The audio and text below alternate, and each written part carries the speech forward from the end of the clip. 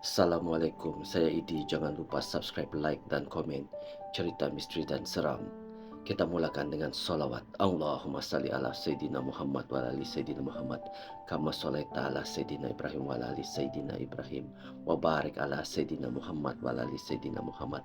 Kama barakta ala Sayyidina Ibrahim wa ala ali Sayyidina Ibrahim. Fil alamina innaka hamidun majid.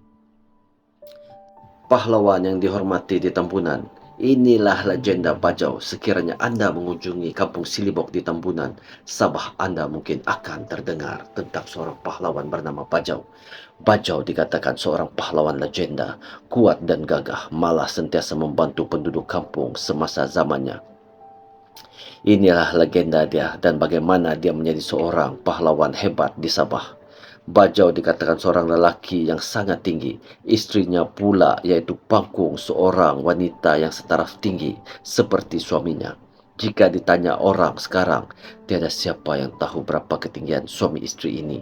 Ringkas kata, Bajau ialah seorang lelaki yang mempunyai ketinggian luar biasa. Terdapat sebuah batu di kampung Silibok setinggi 2,5 meter dan selebar 0,6 meter. Ia dikatakan Bajau pernah menggelek batu tersebut. Batu ini digelar batu Bajau dan ia difahami batu ini adalah petanda betapa kuatnya Bajau. Bajau bukan saja orang yang memiliki kekuatan luar biasa, bahkan tapak kakinya begitu lebar sehingga ikan dapat mati di sungai jika Bajau menyeberang kerana akan dipijak olehnya.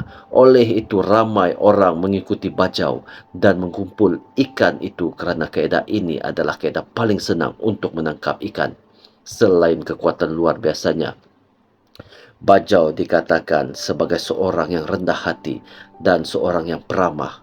Dia akan sentiasa mengunjungi penduduk kampung semata-mata hendak bertanya adakah mereka memerlukan pertolongan. Pada suatu hari, Bajau pergi menemui rakannya yang tinggal jauh. Pada masa ini, seekor harimau telah masuk ke kampung Bajau dan mengganggu penduduk kampung itu. Harimau itu mengalami kecederaan dan sedang mencari cara mudah untuk mencari makan. Ternakan penduduk kampung, terutamanya kambing, lembu, menjadi sasaran harimau itu. Cemas dengan keadaan kampung mereka, ketua kampung itu menghantar pesanan kepada Bajau, menyatakan bahawa ada seekor harimau menyerang mereka dan mereka berada dalam keadaan bahaya. Sebaik sahaja Bajau menerima berita ini, dia bergegas kembali ke kampung. Harimau itu ditangkap olehnya dan Bajau membuang harimau itu ke seberang bukit. Tidak dilihat lagi, kampung itu lalu menjadi damai, malah menjadi makmur sehingga kampung-kampung yang berjiran telah mendengar tentang kisah Bajau dan menjauhkan diri dari tempat itu. Kecuali sebuah kampung. Di seberang bukit terdapat sebuah suku bernama Tasapang. Mereka pun penduduk kampung makmur, tetapi cara mereka untuk mendapatkan kekayaan adalah menyerang kampung-kampung berdekatan dan merampas semua harta dan tanah mereka. Setiap hari ketua kampung akan menghantar pengikutnya untuk mengetahui kampung-kampung yang kaya dan makmur. Jika terdapat berita bahawa kampung lain sedang menikmati kemakmuran, mereka akan menyerang tanpa sebarang amaran. Pada suatu hari, seorang pengikut memberitahu ketua kampung itu bahawa sebuah kampung di seberang bukit menikmati kekayaan. Kampung yang dikatakan ialah Kampung Silibok, kampung yang didiami oleh Bajau. Tanpa usul periksa siapa penjaga kampung itu, ketua kampung tersebut memutuskan untuk menyerang Kampung Silibok dan mengarahkan pengikutnya untuk bersiap sedia. Pada keesokan harinya, ketua kampung itu mengambil para pahlawan terbaik dan bergerak ke Kampung Silibok. Dia kemudian mengarahkan seorang pengikut untuk pergi ke kampung itu untuk mengintip keadaan Kampung Silibok dan melaporkan balik kepada mereka. Lelaki itu pergi ke Kampung Silibok dan berpura-pura ramah dengan penduduk kampung di situ. Dia mendapat tahu tentang Bajau dan kekuatan luar biasanya. Lelaki itu kemudian melaporkan berita itu kepada ketuanya. Setelah membuat persiapan, Mereka terus menuju ke kampung Selibok. Sementara itu, ketua kampung Selibok mendapat tahu mengenai tentang seorang lelaki yang mencurigakan yang bertanya tentang kampung Selibok. Berdasarkan pengalamannya, dia tahu ini adalah petanda kampung mereka akan diserang.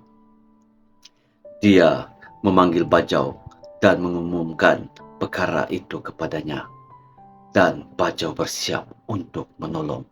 Suku Tesapang tiba menyerang kampung Selibok pada waktu malam. Apabila tiba ke kampung itu, mereka melihat Bajau. Mereka begitu ketakutan ketika mereka melihat betapa tingginya Bajau sehingga mereka tidak dapat bergerak kerana dipenuhi ketakutan. Akibat ketakutan mereka berlari dalam keadaan kebingungan dan panik. Kaum Tesapang akhirnya kalah dan terpaksa pulang ke kampung mereka. Namun terdapat sebilangan pahlawan cuba membunuh Bajau dengan menyumpit anak sumpit beracun. Walau bagaimanapun usaha mereka tersebut sia-sia kerana anak sumpit terbabit tidak memberi kesan kepada Bajau. Malah bagi Bajau serangan sumpit itu umpama digigit nyamuk. Tanpa ada pilihan lain, suku Tesapang melarikan diri kerana mereka tahu bahawa mereka tidak berpeluang untuk mengalahkan lelaki raksasa itu. Sejak itu, suku Tesapang berhenti menyerang kampung Selibok. Oleh itu, Batu Bajau dihormati oleh masyarakat. Setiap kali orang melalui batu itu, mereka akan berdiri di sana sebentar sebagai tanda menghormati Bajau. Bajau dikatakan hidup sehingga usia yang sangat tua dan sehingga kini dihormati oleh mereka yang mengetahui kisah tentang lelaki legenda ini. Jangan biarkan hidup Anda diselubungi misteri. Teruskan kehidupan Anda. Assalamualaikum warahmatullahi taala wabarakatuh. Ada salah dan silap, saya minta maaf. Sampai di sini cerita, nanti kita akan sambung lain.